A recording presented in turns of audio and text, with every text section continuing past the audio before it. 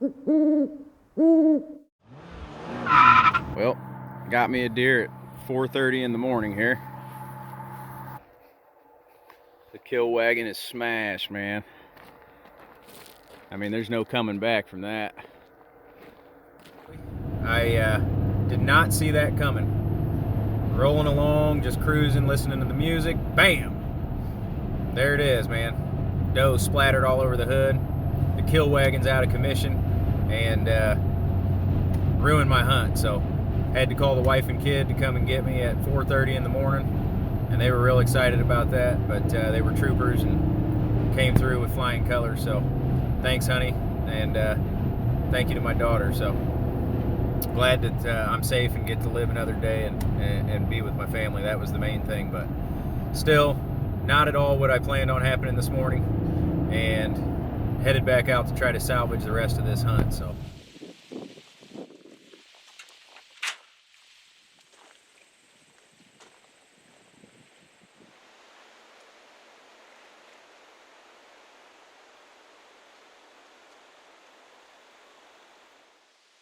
The rest of that afternoon turned out to be fairly uneventful.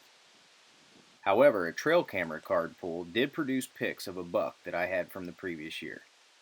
While he never did turn up last year on any of my cameras or during any sits during the fall, I knew that there was a chance that he may be back in there during the rut.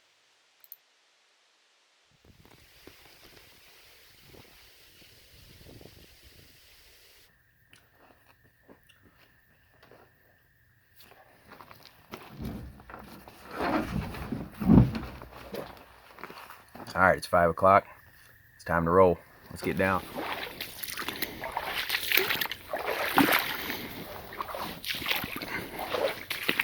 I'm gonna hunt the same tree that my trail cam's in. There's scrapes all around it and big rubs.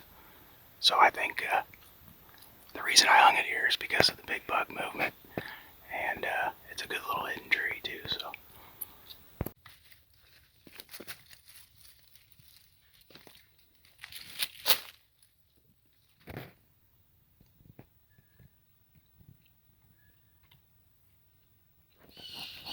So I'm in here and I checked the camera as I climbed up this tree.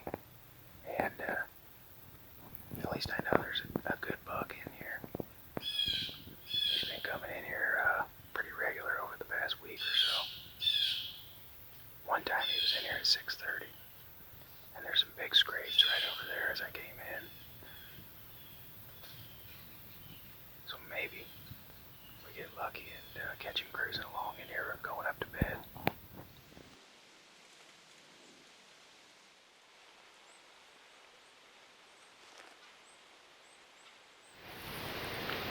Well, so far not a damn thing.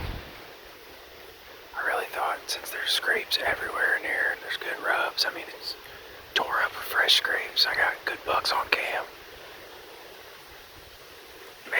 Maybe the wind was wrong or I busted them out here when I came in. I don't know, but I still haven't seen a single deer, so we're gonna keep hunting for a little bit, and then I'm gonna get down and I'm gonna go walking through some bedding and start scouting and figuring these guys out, because this is the second day in a row I've been skunked. And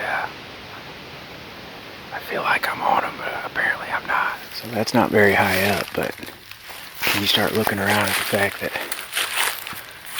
all of these are scrapes in here.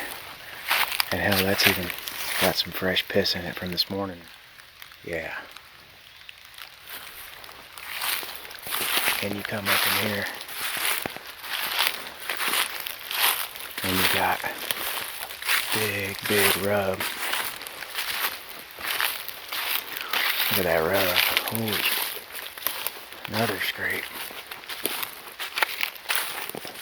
Yeah, wow. Look at that. Another big scrape. And then you come over here. Look at this. Wow. There's a rub. And then there's a scrape. Or actually, that's a bed. And you got a nice big rub right there. Hell yeah.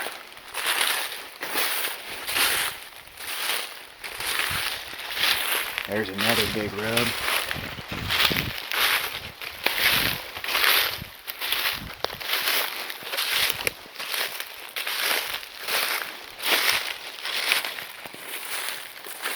There's a scrape.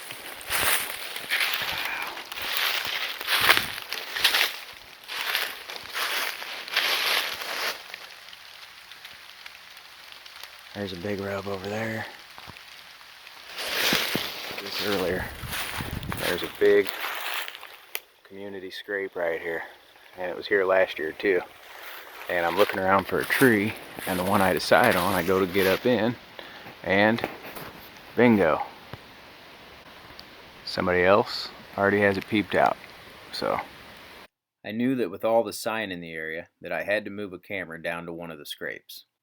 Even though I wanted to put it over the big community scrape, I feared that if I did, it would be easy for him to come back and steal it if he was unhappy that I put it on the same scrape that he had his camera on. On the way out, I checked a cam I had on an adjacent oak ridge. It produced many great bucks, but mostly in September. But to my surprise, there was a familiar face on there as well. 2.5 miles away from where I caught him in the summer, he was definitely a deer that I was looking forward to catching up with at some point this fall. When I got home, I ended up finding out whose camera it was that was overlooking the community scrape. We talked and exchanged information over Messenger. He was nice enough to send me a video of this 8-pointer working the scrape over. I was definitely excited to get back in there and hunt that area just as soon as I was able to.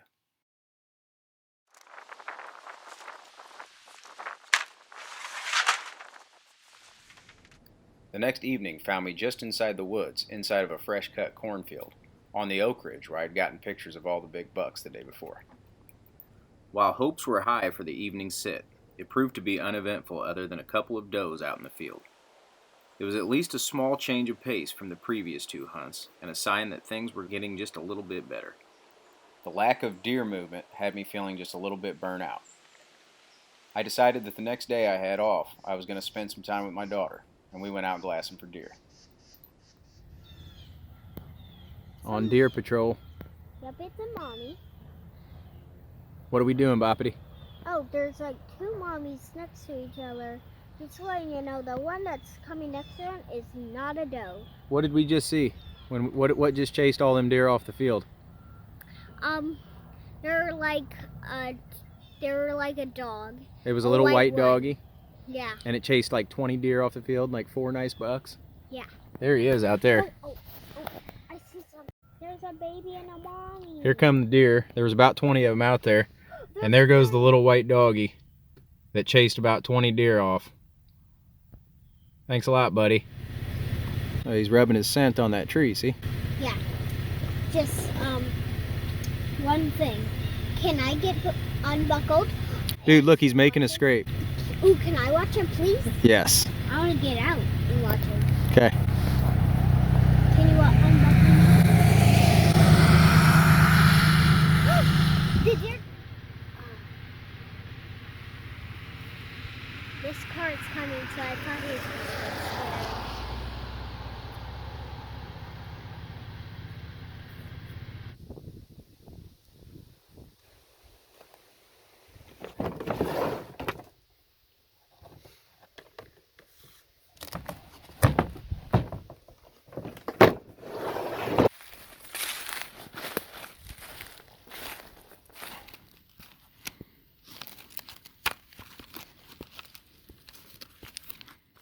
I was pretty excited when I checked my camera and found that there was daylight active shooters the past 3 days in a row on the scrape.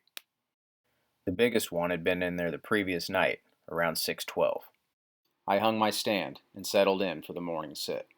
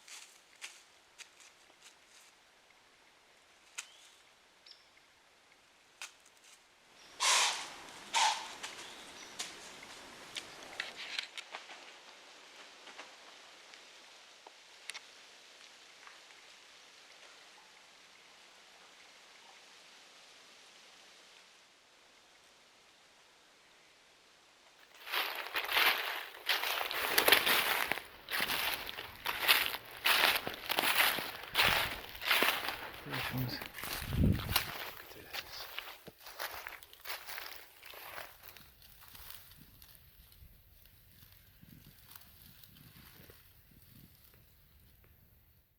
I stashed my stand in some brush and headed back to my truck for some lunch and coffee around 11.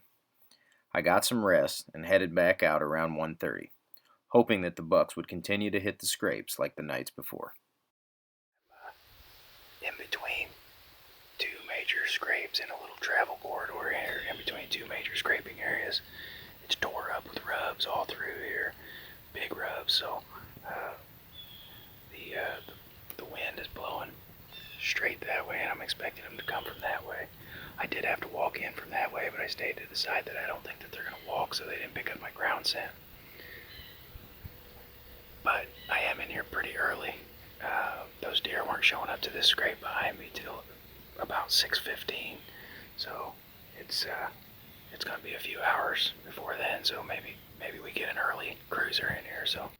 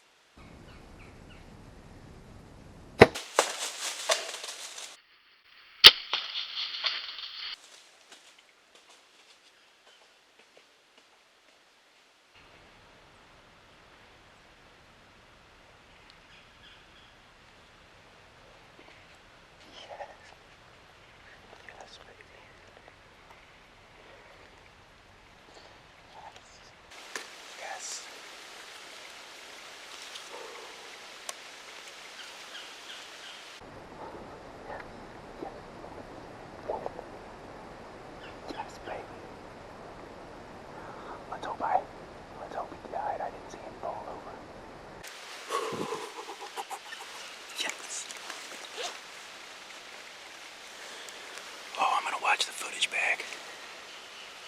That worked perfect.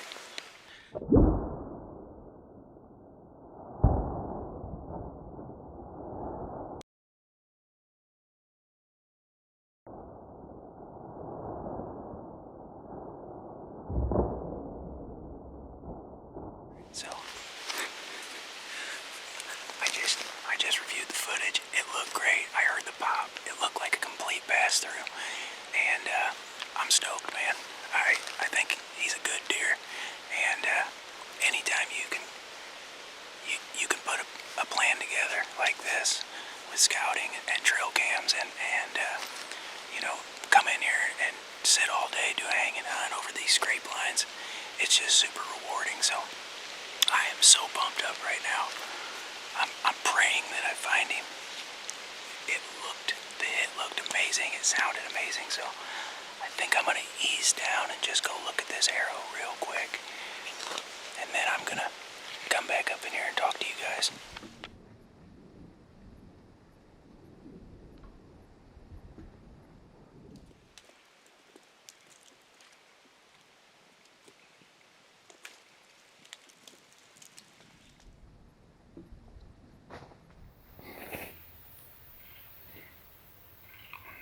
There's the setup right there. That's the setup.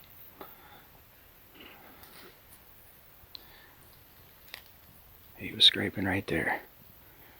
Giant rub, scrape, and a shiny arrow. An arrow that's shiny. Heck yeah, man. Alright.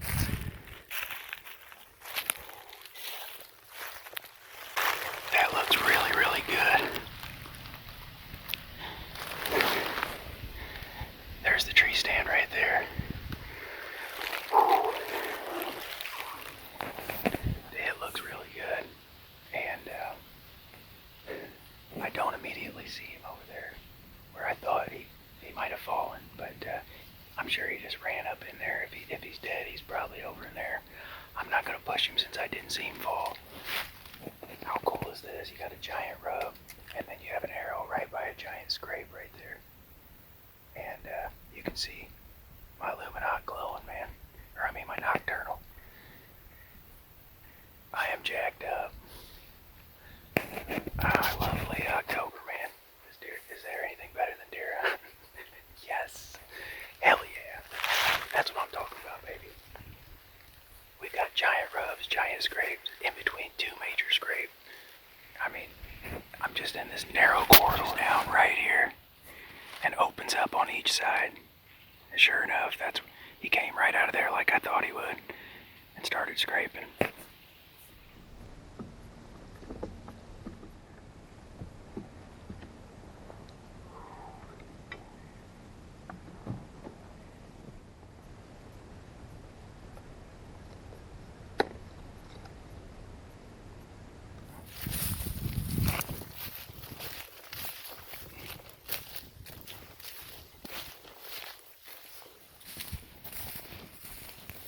All right, guys, getting ready to go find this deer. I'm pretty confident with the hit. I heard a loud smack right on impact. Saw it go center mass, but when you don't see him fall over immediately, you always have that doubt in your mind of should I back out? Should I go in?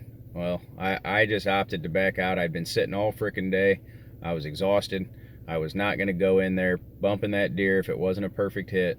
Even though everything looked perfect, sounded perfect, I still backed out. Got a good night's rest. It was nice and cold, and I'm going in after him this morning. So let's get after it, and I'll catch you guys on the drag.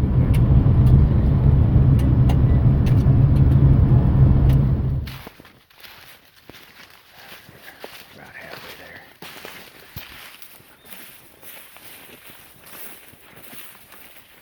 I just jumped a giant buck close to where I shot my buck.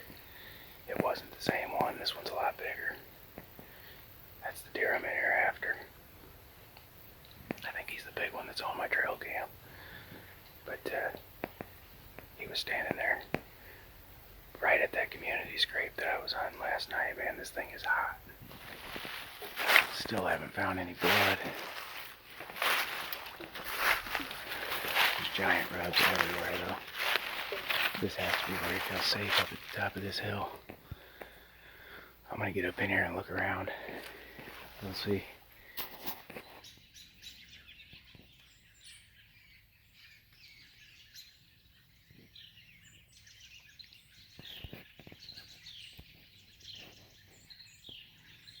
Find this deer. I found one spot of blood 30 yards from him, or from where I hit him. And I really thought, I went straight up where I thought he ran, didn't find him, walked this hill down, and went back to the blood, and figured out that I went the wrong route. And let's go up and take a look at him. Right there.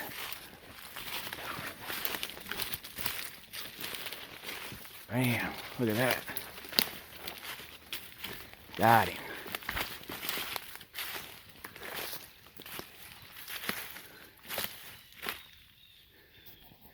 I knew that shot was good. I knew it. He's a decent little buck, little 3-year-old, but I'm super pumped with him, man. Heck yeah.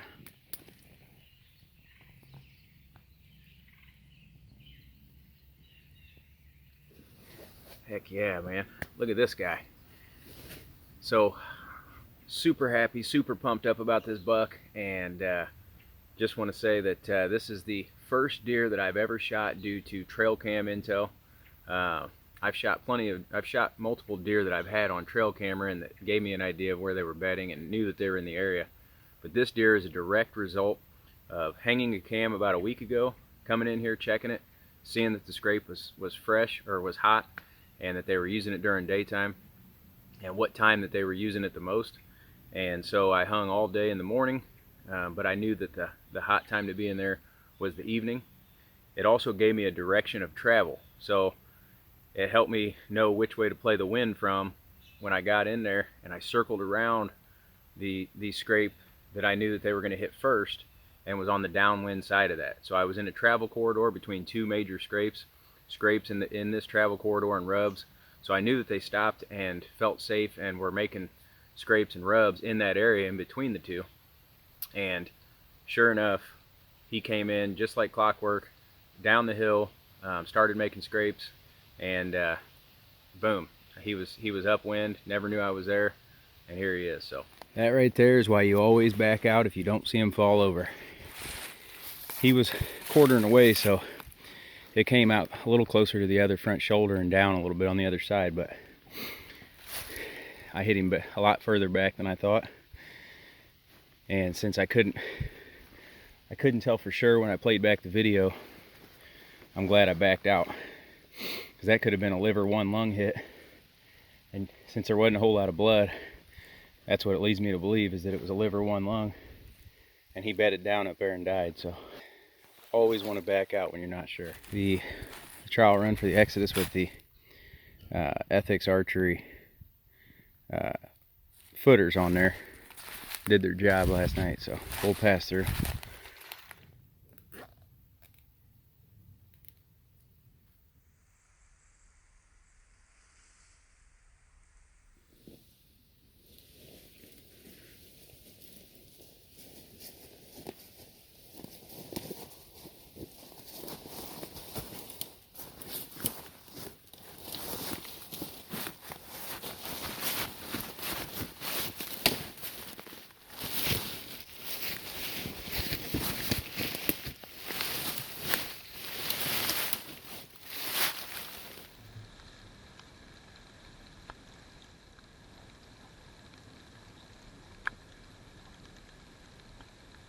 Oh, you know, just standing out here getting hailed on while I'm cleaning my buck.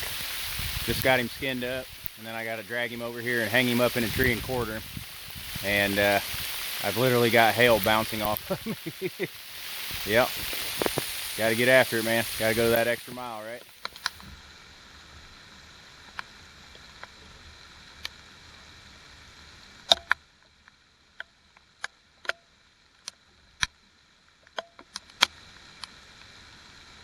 Just got done with the rainstorm after I found my buck. That's a new one. Definitely was poor timing on shooting that buck. Had about 1 million things going on at work, and everybody's calling me. in the middle of a freaking rainstorm, so it's always fun, right?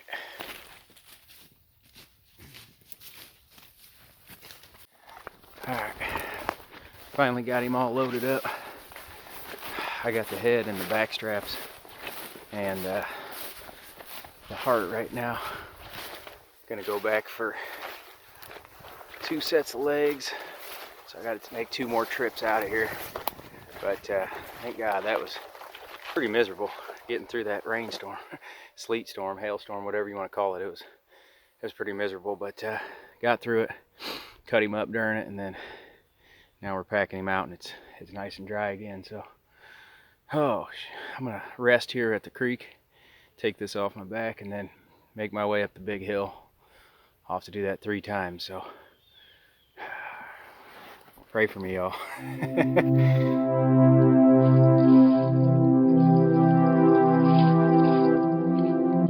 I heard it said once that if you turn enough bad days into good days, that's how you create a good life. When chasing mature public land bucks, a positive mindset is perhaps the most important tool available to a hunter. Negativity has no place in the public land woods. You have to focus on what's in front of you, not what's behind you. You have to make every single opportunity count. Because when that alarm goes off, you got to get up, suit up, and show up.